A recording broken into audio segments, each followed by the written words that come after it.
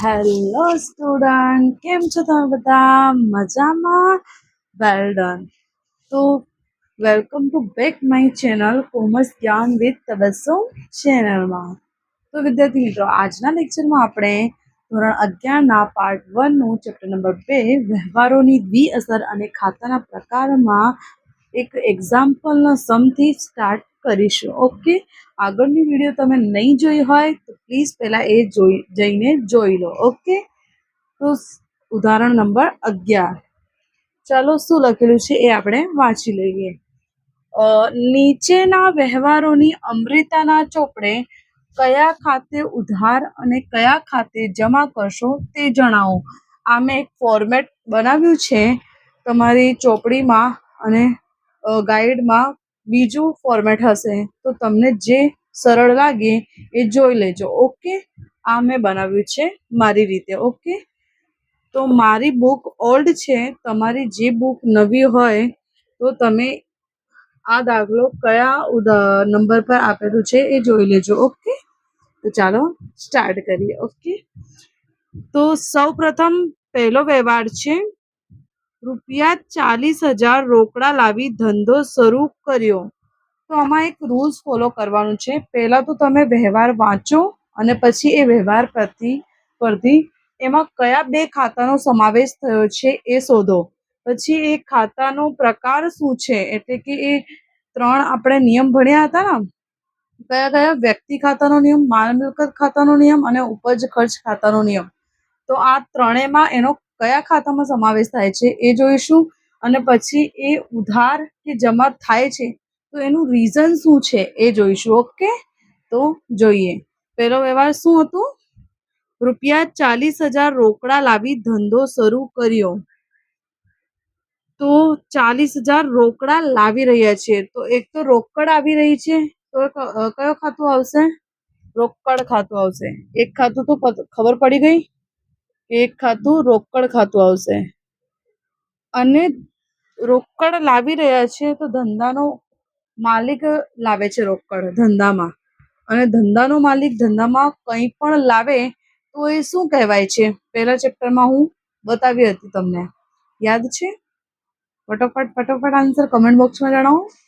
Okay, એને શું કહેવાશે? મૂડી. તો બીજું ખાતું શું આવશે? મૂડી ખાતું. બીજો કયો ખાતું આવશે? મૂડી ખાતું. હવે આ રોકડ ખાતું અને મૂડી ખાતું એનો સમાવેશ કેમાં થાય છે એ જોઈ લઈએ. રોકડ એક શું છે તમારી? ખર્ચ છે, માલ છે, મિલકત છે. ઓકે, મિલકત છે તમારી. તો એનો સમાવેશ શેમાં થશે? માલ મિલકત ખાતામાં. શેમાં થશે? માલ મિલકત ખાતું. અને મૂડી શું છે તમારે? મૂડી શું છે? ફટોફટ બતાવો. મૂડી પણ એક મિલકત છે, એવું ના કહેવાય. મૂડી કોણ લાવે છે પેલા એ કહું મને. મૂડી એક ધંધાનો માલિક લાવી રહ્યો છે. ઓકે, અને ધંધાનો માલિક એક વ્યક્તિ છે. શું છે? એક વ્યક્તિ છે. તો કયું ખાતું આવશે મૂડી ખાતામાં? વ્યક્તિ ખાતું. ઓકે, શું આવશે? વ્યક્તિ ખાતું. હવે ધંધાનો માલિક ધંધામાં રોકડ લાવે છે, તો ધંધામાં શું થઈ રહ્યું છે? રોકડ આવી રહી છે કે જઈ રહી છે? આવી રહી છે. તો રીઝનમાં શું લખશું? રોકડ આવે છે, માટે રોકડ. માલ મિલકત ખાતાનો નિયમ શું છે? માલ મિલકત આવે તો ઉધાર અને જાય તો જમા. તો અહીંયા રોકડ આવી રહી છે તો શું કરીશું આપણે? ઉધાર કરીશું. શું કરીશું? ઉધાર કરીશું. અને વ્યક્તિ ખાતાનો નિયમ શું છે? લેનાર ખાતે ઉધાર અને આપનાર ખાતે જમા. તો અહીંયા ધંધાનો માલિક રોકડ આપી રહ્યું છે, તો શું લખીશું? ધંધાનો માલિક રોકડ આપનાર છે. શું છે? રોકડ આપનાર છે. અને વ્યક્તિ ખાતાના નિયમ યાદ કરો. શું કીધું હતું મેં? વ્યક્તિ ખાતાનો નિયમ લેનાર ખાતે ઉધાર અને આપનાર ખાતે જમા. તો અહીંયા ધંધાનો માલિક શું કરી રહ્યો છે? રોકડ આપી રહ્યું છે, એટલે એનો ખાતું શું થશે? એનું ખાતું જમા થશે. સમજણ પડી રહી છે ને વિદ્યાર્થી મિત્રો? જો ના પડી રહી હોય તો કમેન્ટ બોક્સમાં જણાવજો. ઓકે, અને જો પડી રહી છે તો ફટાફટ ચેનલને સબસ્ક્રાઇબ કરો, લાઈક કરો, કમેન્ટ કરો, અને કેવું લાગી રહ્યું છે આ વિડીયો એ પણ જણાવો. હવે જોઈશું વ્યવહાર નંબર 2. શું લખેલું છે જોઈ લઈએ. ₹60,000 રમણીક પાસેથી લોન લીધી. ₹60,000 રમણીક પાસેથી લોન લીધી છે. આપણે લોન લઈએ તો આપણી પાસે શું આવે? રોકડ આવે. તો એક ખાતું કોનું ખાતું આવશે? રોકડનું આવશે. તો લખી લઈએ રોકડ ખાતું. અને લોન કોના પાસેથી લઈ રહ્યા છે આપણે? રમણીક પાસેથી. તો આપણે અહીંયા રમણીક એકલું રમણીક નહીં લખીએ આપણે. રમણીકનું લોન ખાતું. શું? રમણીકનું લોનનું ખાતું એમ લખીશું. હવે રોકડ શું છે? આપણી મિલકત છે. ઓકે, ચાલુ મિલકત છે. તો એનો સમાવેશ કેમાં થશે? માલ મિલકત ખાતામાં થશે.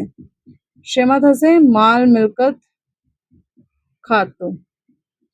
અને રમણીકભાઈ કોણ છે? એક વ્યક્તિનું નામ છે. ઓકે, તો એનો સમાવેશ કોનામાં થશે? ઉપજ ખર્ચ ખાતામાં, માલ મિલકત ખાતામાં કે વ્યક્તિ ખાતામાં? ફટાફટ કમેન્ટ બોક્સમાં જણાવો. ઓકે, શેમાં થશે? વ્યક્તિ ખાતામાં થશે. એનો સમાવેશ શેમાં થશે? વ્યક્તિ ખાતું. હવે આ ખાતાનો પ્રકાર આપણે જાણી લીધા. હવે શું વિચારશું? માલ મિલકત ખાતાનો નિયમ અને વ્યક્તિ ખાતાનો નિયમ. માલ મિલકત ખાતાનો નિયમ શું છે? માલ કે મિલકત આવે તો ઉધાર અને જાય તો જમા. અહીંયા લોન લેવાથી રોકડ આવી રહી છે ને, તો શું લખશો રીઝનમાં? રોકડ આવી રહી છે. રોકડ આવે તો ઉધાર. Okay, very good. અને રમણીકભાઈ લોન શું? વ્યક્તિ ખાતાનો નિયમ શું છે? લેનાર ખાતે ઉધાર અને આપનાર ખાતે જમા. તો અહીંયા રમણીકભાઈ શું કરી રહ્યા છે? રમણીકભાઈ લોન આપનાર છે. અને આપનાર છે તો એનું ખાતું શું થશે? લેનાર ખાતે ઉધાર અને આપનાર ખાતે જમા. તો આપનાર છે તો એનું ખાતું શું થશે? જમા થશે. ઓકે, હવે જોઈ લઈએ ત્રીજો વ્યવહાર શું લખેલું છે. ₹20,000 યુનિયન બેંકમાં ભરીને ખાતું ખોલાવ્યું. ઓકે, યુનિયન બેંકમાં આપણે ખાતું ખોલાવી રહ્યા છીએ તો આપણે રોકડ આપી રહ્યા છીએ. તો એક તો રોકડ ખાતું.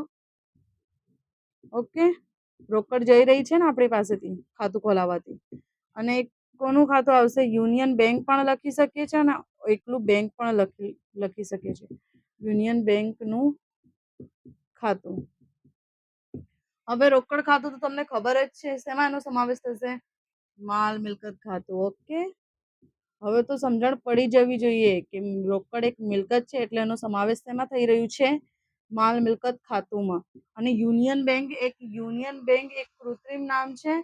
તો એનો સમાવેશ શેમાં થશે? વ્યક્તિ ખાતામાં.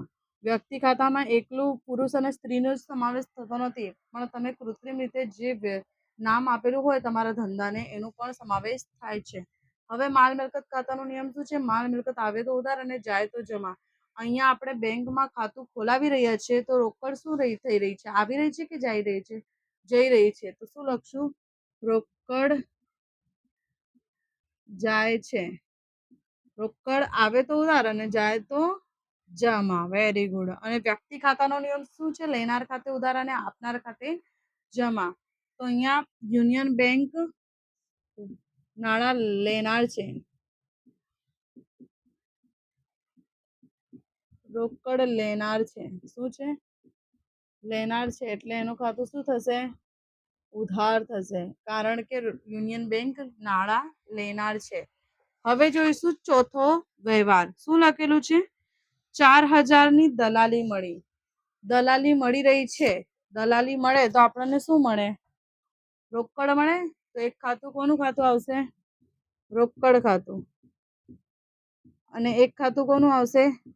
દલાલી મળી રહી છે તો દલાલીનું ખાતું. હવે જુઓ, રોકડ તો તમને ખબર જ છે. એનો સમાવેશ કેમાં થશે? શેમાં થશે? માલ મિલકત ખાતામાં. તો માલ મિલકત ખાતું લખી દઈએ. હવે દલાલી તમારી શું છે? એક ઉપજ છે, એક આવક છે. ઓકે, ખર્ચ નથી, એક તમારી આવક છે. તો એનો સમાવેશ શેમાં થશે? ઉપજ ખર્ચ ખાતામાં. શેમાં? ઉપજ ખર્ચ ખાતામાં એનો સમાવેશ થશે, કારણ કે દલાલી એક ઉપજ છે, એક આવક છે તમારી. હવે દલાલી મળી રહી છે એટલે કે રોકડ આવી રહી છે, તો શું લખશું? રોકડ આવી રહી છે. તો રોકડ ખાતું શું થશે? ઉધાર થશે. રોકડ આવે તો ઉધાર. માલ મિલકત ખાતાનો નિયમ શું છે? માલ કે મિલકત આવે તો ઉધાર અને જાય તો જમા. અહીંયા રોકડ આવી રહી છે એટલે રોકડ ખાતું ઉધાર થશે.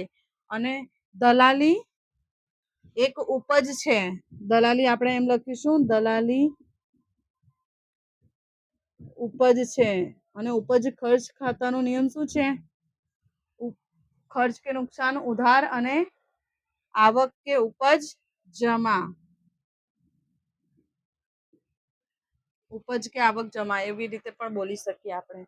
ટૂંકમાં ખર્ચ ઉધાર થાય છે અને ઉપજ કે આવક જમા થાય છે. ઓકે, સમજણ પડી રહી છે ને વિદ્યાર્થી મિત્રો? જો કંઈ પણ ના સમજાય તો કમેન્ટ બોક્સ તમારો જ છે, એમાં ફટોફટ મેસેજ કરીને જણાવો મને. ઓકે વિદ્યાર્થી મિત્રો, તો હવે નેક્સ્ટ વ્યવહાર. હવે વિદ્યાર્થી મિત્રો આવ્યું પાંચમો વ્યવહાર. વાંચી લઈએ શું લખ્યું છે. પાંચમા વ્યવહાર, ₹10,000 નો માલ બચુભાઈ પાસેથી ઉધાર ખરીદ્યો. તો મેં તમને પહેલા ચેપ્ટરમાં બતાવ્યું હતું કે વ્યવહારમાં કોઈ વ્યક્તિનું નામ આવે તો એ વ્યવહાર કયો વ્યવહાર કહેલાશે? ફટોફટ. Very good. ઉધાર વ્યવહાર. કયો વ્યવહાર? ઉધાર વ્યવહાર કહેલાશે. એટલે ઉધાર વ્યવહારમાં એક ખાતું કોનું આવે છે? એક ખાતું વ્યક્તિનું આવે. તો અહીંયા બચુભાઈ, એક ખાતું બચુભાઈ નું આવશે. અને માલ ખરીદી રહ્યા છે તો એક ખાતું કોનું આવશે? ખરીદ ખાતું આવશે. એક ખાતું કોનું આવશે? ખરીદનું ખાતું આવશે. હવે જોઈ લો, બચુભાઈ એક વ્યક્તિનું નામ છે, તો બચુભાઈ નો કોનામાં સમાવેશ થશે? તો વ્યક્તિ ખાતામાં થશે. અને ખરીદ ખાતાનો સંબંધ કોનાથી છે? કોનાથી છે? તો માલથી છે. તો એનો ખરીદ ખાતાનો સમાવેશ માલ મિલકત ખાતામાં થશે, કેમ કે ખરીદીનો સંબંધ માલથી છે.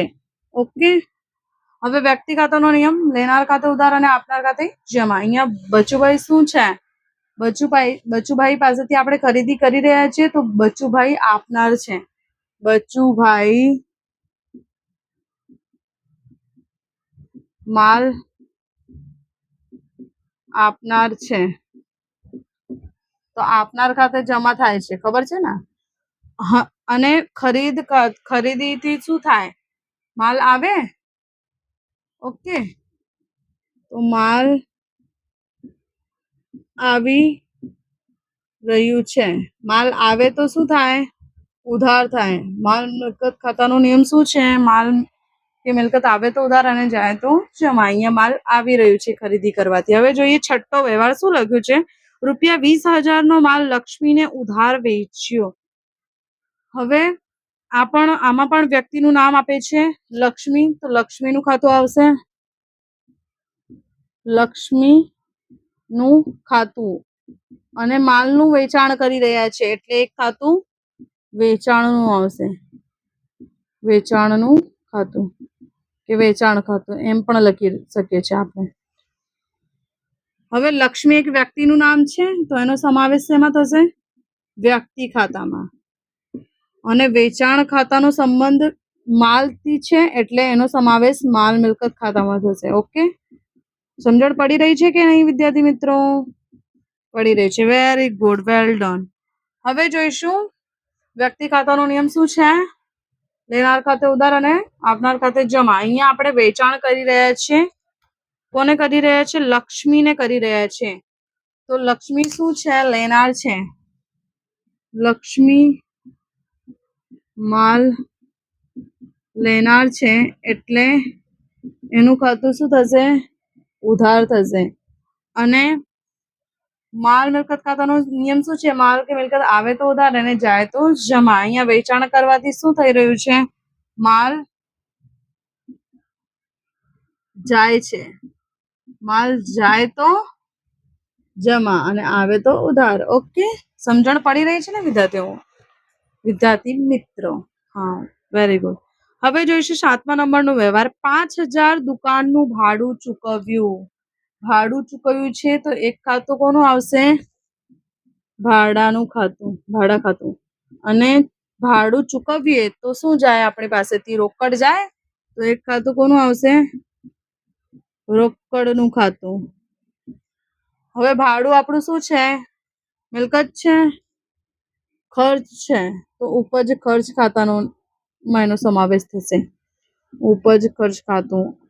અને રોકડ ખાતાનું તો તમને ખબર જ છે, એનો સમાવેશ માલ મિલકત ખાતામાં થશે. હવે રોકડ જાય તો શું થાય? જમા થાય. ઓકે, હવે જોઈશું 8મા નંબરનો વ્યવહાર. ₹200 રમાકાંતને લારી ભાડાના ચૂકવ્યા. લારી ભાડા એક ખર્ચ છે તો ખર્ચનું ખાતું આવશે. શું લખીશું? લારી ભાડા ખાતું. લારી ભાડા ખાતું ના ચૂકવ્યા તો શું? ચૂકવ્યા તો રોકડ જાય છે એટલે રોકડ ખાતું આવશે. લારી ભાડું એક ખર્ચ છે તો એનો સમાવેશ એમાં થશે? ઉપજ ખર્ચ ખાતામાં. અને રોકડ તો તમને ખબર જ છે, એનો સમાવેશ એમાં થાય છે? માલ મિલકત ખાતામાં. શેમાં થાય છે? માલ મિલકત. ઉપજ ખર્ચ ખાતાનો નિયમ શું છે? ખર્ચ કે નુકસાન ઉધાર અને આવક કે ઉપજ કે લાભ જમા. અહીંયા લારી ભાડું એક ખર્ચ છે તો લખીશું લારી ભાડું લખીશું. લારી ભાડું ખર્ચ છે એટલે એને શું કરીશું આપણે? ઉધાર કરીશું. અને લારી ભાડાના ચૂકવ્યા તો રોકડ શું થઈ રહી છે? રોકડ જાય છે. રોકડ જાય તો જમા, આવે તો ઉધાર. ખબર જ છે તમને. હવે જોઈશું 9મા નંબરનો વ્યવહાર. શું 9મા નંબરનો વ્યવહાર શું લખ્યું છે? ₹500 કુંદન પાસે વ્યાજના લેણા થયા. તો એક તો કુંદનનું ખાતું આવશે, એક કોનું ખાતું આવશે? કુંદન ખાતું. કુંદનનું ખાતું. અને એક આવશે વ્યાજના લેણા થયા એટલે એક આવશે વ્યાજનું ખાતું. હવે કુંદન એક વ્યક્તિનું નામ છે તો એનો સમાવેશ શેમાં થશે? વ્યક્તિ ખાતામાં. અને વ્યાજ એક તમારી શું છે? જલ્દી બોલો, ફટોફટ જવાબ આપો. વ્યાજ શું છે તમારું? એક ઉપજ છે તો ઉપજ, એનો સમાવેશ ઉપજ ખર્ચ ખાતામાં થશે. હવે કુંદન પાસેથી લેણા થયા છે એટલે કુંદન શું છે? કુંદન આપનાર છે. કુંદન શું છે? કુંદન આપનાર છે. અને લેનાર ખાતે ઉધાર અને આપનાર ખાતે જમા. ઓકે. અને વ્યાજ એક ઉપજ છે. ઓકે, વ્યાજ એક ઉપજ છે તો ખર્ચ કે નુકસાન ઉધાર અને ઉપજ કે લાભ જમા થશે.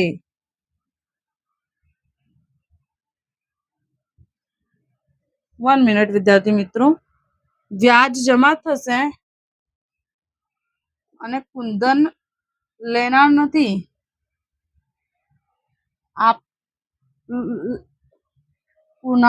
કુંદન પાસેથી આપણને લેવાનું છે એટલે કે લેનાર છે. ઓકે, આમાં મને ડાઉટ છે કેમ કે આ વ્યવહાર જ કદાચ ખોટું લખાયેલું છે. એમાં કુંદન પાસે વ્યાજના લેણા થયા છે તો એ ઓબ્વિયસલી આપનાર હશે, પણ આમાં હોઈ શકે કે ખોટું લખાવ્યું હોય.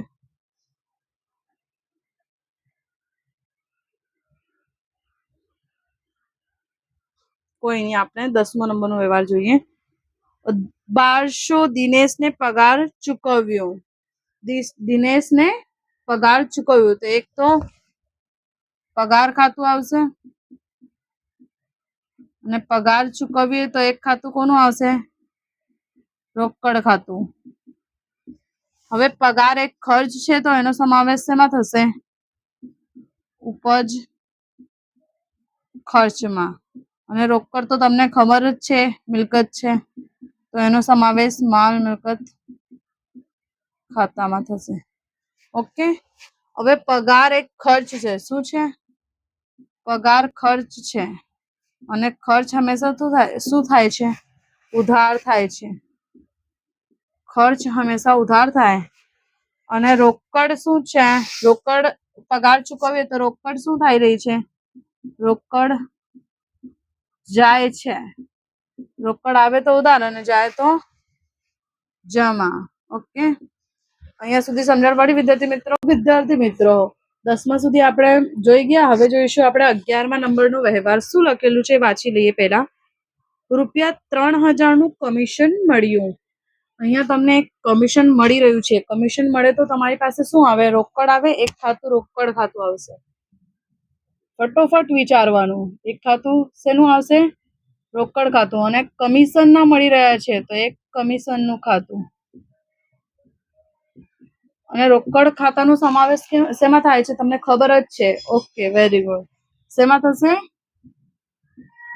માલ મિલકત ખાતામાં. અને કમિશન શું છે? આપણી એક ઉપજ છે તો એનો સમાવેશ થશે ઉપજ ખર્ચ ખાતામાં. કમિશન આપણે ઉપજ છે ને, ઓકે, એટલે એમાં થશે ઉપજ ખર્ચ ખાતામાં. હવે નિયમ જોઈ લઈએ. માલ મિલકત ખાતાનો નિયમ, માલ કે મિલકત આવે તો ઉધાર અને જાય તો જમા. અહીંયા કમિશન આપણને મળી રહ્યું છે તો રોકડ શું થઈ રહી છે? આવી રહી છે. તો રોકડ આવી રહી છે. રોકડ આવે તો ઉધાર કરી દેવાનું.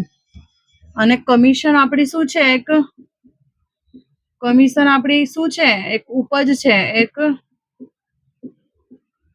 ઉપજ છે. અને ઉપજ ખર્ચ ખાતાનો નિયમ શું છે? ખર્ચ કે નુકસાન ઉધાર અને ઉપજ કે લાભ જમા. તો ઉપજ છે એટલે એને શું કરશું આપણે? જમા. હવે જોઈશું 12મા નંબરનો વ્યવહાર. શું લખ્યું છે?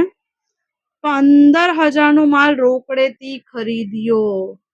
માલ આપણે રોકડથી ખરીદી રહ્યો છો તો એક ખાતું રોકડ ખાતું આવશે. અને માલ ખરીદી રહ્યા છે એટલે એક ખાતું ખરીદનું ખાતું આવશે.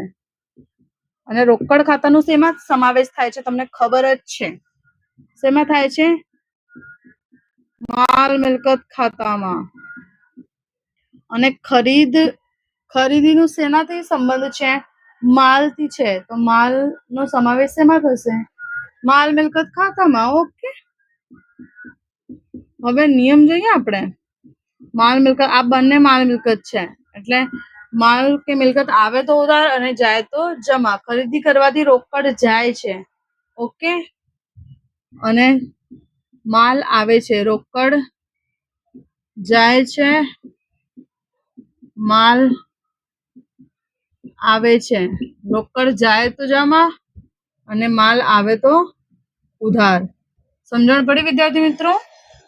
ઓકે. હવે જોઈશું 13મા નંબરનો વ્યવહાર. શું લખ્યું છે? 20000 નો માલ રોકડેથી વેચ્યો. હવે વેચાણ થઈ રહ્યું છે તો એક ખાતું શેનું આવશે?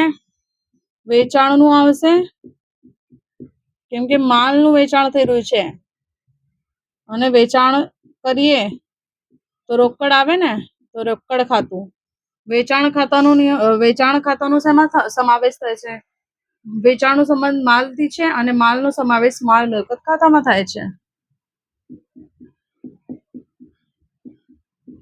માલ મિલકત ખાતું. અને રોકડ તો તમને ખબર જ છે. રોકડ પણ એક મિલકત છે તો એનો સમાવેશ પણ માલ મિલકત ખાતામાં થશે. વેચાણ કરવાથી રોકડ શું થાય? જાય. અને માલ આવે. ધંધામાં માલ આવે છે. માલ આવે છે અને રોકડ જાય છે. માલ મિલકત ખાતાનો નિયમ શું છે? માલ કે મિલકત આવે તો ઉધાર અને જાય તો. 13મા નંબરનો વ્યવહાર સમજણ પડી ને વિદ્યાર્થી મિત્રો? હવે જોઈશું 14મા નંબરનો વ્યવહાર. શું લખ્યું છે જોઈ લઈએ આપણે. ₹10,000 નું વાહન ખરીદ્યું છે. હવે તો એક ખાતું શેનું આવશે? વાહનનું ખાતું. અહીંયા આપણે માલ ખરીદી રહ્યા હતા એટલે ખરીદ ખાતું અને વેચાણ ખાતું આવ્યું. અહીંયા આપણે મિલકત ખરીદી રહ્યા છે એટલે વાહનનું ખાતું આવશે. અને વાહન ખરીદીએ તો રોકડ શું થાય? આવે કે જાય? રોકડ જાય. તો એક ખાતું રોકડનું ખાતું. વાહન આપણું શું છે? મિલકત છે, તો એનો સમાવેશ શેમાં થશે? માલ મિલકત ખાતામાં. અને રોકડ પર આપણી શું છે? મિલકત છે, તો એનો સમાવેશ પણ માલ મિલકત ખાતામાં થશે. હવે વાહન ખરીદીએ તો વાહન આવે. વાહન આવે છે અને રોકડ જાય છે. શું લખ્યું છે? વાહન ખરીદ્યું. વાહન આવે છે અને રોકડ જાય છે. માલ મિલકત ખાતાનો નિયમ શું છે? માલ કે મિલકત આવે તો ઉધાર અને જાય તો જમા. અહીંયા રોકડ જાય છે એટલે જમા અને વાહન આવે છે એટલે ઉધાર. હવે જોઈશું 15 નંબરનો વ્યવહાર. શું લખ્યું છે? ₹2000 નું ફર્નિચર રાજ ફર્નિચર માર્ટ માંથી ખરીદ્યું. જો અહીંયા વ્યક્તિનું નામ છે? નથી? છે. જુઓ, રાજ ફર્નિચર માર્ટ. મેં પહેલા જ કીધું, કોઈ દુકાનનું નામ પણ હોય તો એક કૃત્રિમ વ્યક્તિનું નામ છે અને એનો સમાવેશ પણ વ્યક્તિ ખાતામાં થાય છે. તો એક તો આવશે ફર્નિચરનું ખાતું અને બીજું ખાતું રાજ ફર્નિચર માર્ટનું ખાતું. હવે ફર્નિચર એક મિલકત છે એટલે એનો સમાવેશ માલ મિલકત ખાતામાં થશે. અને રાજ ફર્નિચર માર્ટ એક કૃત્રિમ વ્યક્તિ છે તો એનો સમાવેશ વ્યક્તિ ખાતામાં થશે. હવે આપણે રાજ ફર્નિચર પાસેથી આપણે શું ખરીદી રહ્યા છે? ફર્નિચર ખરીદી રહ્યા છે. તો ફર્નિચર ખરીદીએ તો ફર્નિચર આવે છે ને આવે તો ઉધાર કરી દઈશું. અને વ્યક્તિ ખાતાનો નિયમ શું છે? આપનાર લેનાર ખાતે ઉધાર અને આપનાર ખાતે જમા. તો અહીંયા રાજ ફર્નિચર માર્ટ પાસેથી આપણે લઈ રહ્યા છે તો રાજ ફર્નિચર માર્ટ ફર્નિચર આપનાર છે. શું છે? ફર્નિચર આપનાર છે. તો એનું ખાતું શું થશે? જમા થશે. ઓકે, સમજણ પડી ને વિદ્યાર્થી મિત્રો? હવે જોઈશું 16મા નંબરનો વ્યવહાર. 16મા નંબરના વ્યવહારમાં શું લખ્યું છે એ જોઈ લઈએ આપણે. ₹400 નો માલ લક્ષ્મીએ પરત કર્યું. લક્ષ્મીએ પરત કર્યું છે. તો લક્ષ્મી કોઈ પણ આપણે માલ પરત કરે તો આપણે એને શું કર્યું હશે? પહેલા વેચાણ કર્યું હશે. તો એક તો વેચાણ પરત ખાતું આવશે અને એક લક્ષ્મીનું ખાતું આવશે. લક્ષ્મી ખાતું અને એક વેચાણ પરત ખાતું. લક્ષ્મી એક વ્યક્તિનું નામ છે તો એનો સમાવેશ વ્યક્તિ ખાતામાં થશે.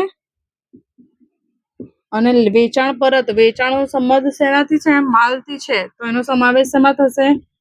માલ મિલકત ખાતામાં.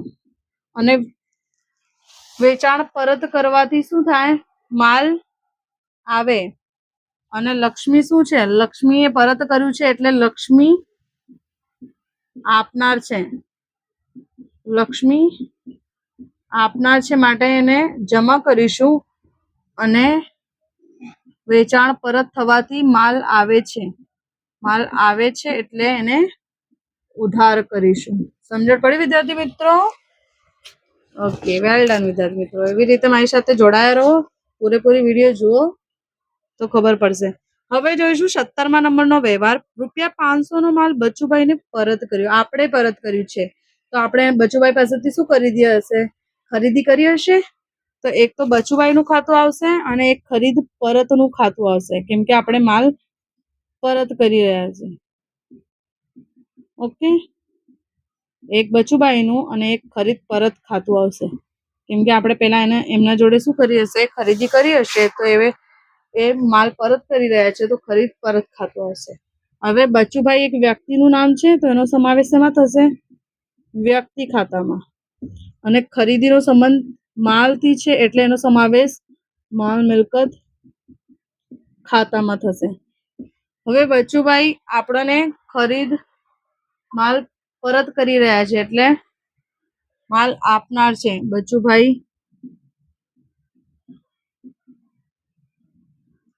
1 મિનિટ આપણે ફરીથી વાંચી લઈએ શું લખ્યું છે. 500 નો માલ બચુભાઈને પરત કર્યો. ઓકે, બચુભાઈને પરત કર્યો. બચુભાઈને પરત કર્યો. આપણે પરત કરી રહ્યા છે બચુભાઈને. તો બચુભાઈ શું છે? લેનાર છે અને લેનાર ખાતે ઉધાર. અને ખરીદ પરત કરવાથી શું થાય? માલ આવે કે જાય? ખરીદ પરત કરવાથી પહેલા ખરીદી કરીએ તો માલ આવે અને ખરીદ પરત કરીએ તો માલ જાય છે. જાય તો જમા. ઓકે, બચુભાઈ પાસેથી આપણે ખરીદી કરી હશે અને બચુભાઈને આપણે ખરીદ પરત કરી રહ્યા છે. ઓકે, હવે જોઈશું 18મા નંબરનો વ્યવહાર. 2000 યુનિયન બેંકમાંથી ઉપાડ્યા. શું? 2000 યુનિયન બેંકમાંથી ઉપાડ્યા. એક તો ઉપાડીએ તો રોકડ આવે, તો એક તો ખાતું રોકડ ખાતું આવશે. અને શેમાંથી ઉપાડી રહ્યા છે? શેમાંથી ઉપાડી રહ્યા છે? યુનિયન બેંકમાંથી. તો યુનિયન બેંક ખાતું. હવે રોકડ ખાતું તો તમને ખબર જ છે શેમાં એનો સમાવેશ થાય છે? માલ મિલકત ખાતામાં. અને યુનિયન બેંકનું ખાતું શું છે? એક કૃત્રિમ વ્યક્તિ છે, તો વ્યક્તિ ખાતાનું એનો સમાવેશ થશે. ઓકે, સમજણ પડી ને? હવે યુનિયન બેંકમાંથી રોકડ ઉપાડી છે તો રોકડ શું થઈ રહી છે? આવી રહી છે. ઓકે, રોકડ આવે છે એટલે ઉધાર. અને યુનિયન બેંક શું કરી રહી છે? આપી રહી છે. યુનિયન બેંક આપનાર છે એટલે લેનાર ખાતે ઉધાર અને આપનાર ખાતે જમા કરીશું. હવે જોઈશું 19મા નંબરનો વ્યવહાર. શું લખ્યું છે? ₹300 ટપાલ ખર્ચના ચૂકવ્યા. ટપાલ ખર્ચના ચૂકવ્યા. તો એક ટપાલ ખર્ચ ખાતું આવશે. ચૂકવીએ તો રોકડ ખાતું જાય, રોકડ જાય એટલે રોકડ ખાતું એક આવશે. અને ટપાલ ખર્ચ છે એટલે એનો સમાવેશ ઉપજ ખર્ચમાં થશે. ઓકે, ખર્ચ કે ઉપજ હોય તો એનો સમાવેશ ઉપજ ખર્ચ ખાતામાં થાય. અને રોકડ ખાતું તો તમને ખબર જ છે, રોકડ મિલકત છે એટલે એનો સમાવેશ શેમાં થશે? માલ મિલકતમાં થશે. શેમાં થશે? માલ મિલકત ખાતું. હવે ટપાલ ખર્ચ ચૂકવ્યું છે તો ટપાલ ખર્ચ છે એટલે ટપાલ એક ખર્ચ છે. ખર્ચ કે નુકસાન શું થાય? ઉધાર થાય. ઓકે, અને રોકડ ટપાલ નો ખર્ચ ચૂકવીએ તો રોકડ શું થાય? જાય કે આવે? જાય. રોકડ જાય છે. શું? રોકડ જાય તો શું કરશું? જમા કરશું. હવે લાસ્ટ વ્યવહાર 20મા નંબરનો. શું લખ્યું છે? ₹200 જાહેરાત ખર્ચના ચૂકવ્યા. તો આ પણ એક ખર્ચ છે. તો એક ખાતું શેનું આવશે? જાહેરાત ખર્ચ ખાતું. અને ખર્ચ ચૂકવીએ તો એક ખાતું કોનું આવે? રોકડ ખાતું. હવે જોઈએ ખર્ચનો સમાવેશ શેમાં થાય? ઉપજ ખર્ચમાં. અને રોકડ ખાતું તો તમને ખબર જ છે શેમાં આવે? માલ મિલકત ખાતામાં. હવે જાહેરાત ખર્ચનું ચૂકવ્યું તો શું થાય? જાહેરાત એક ખર્ચ છે. પેલા તો એ લખી લઈએ.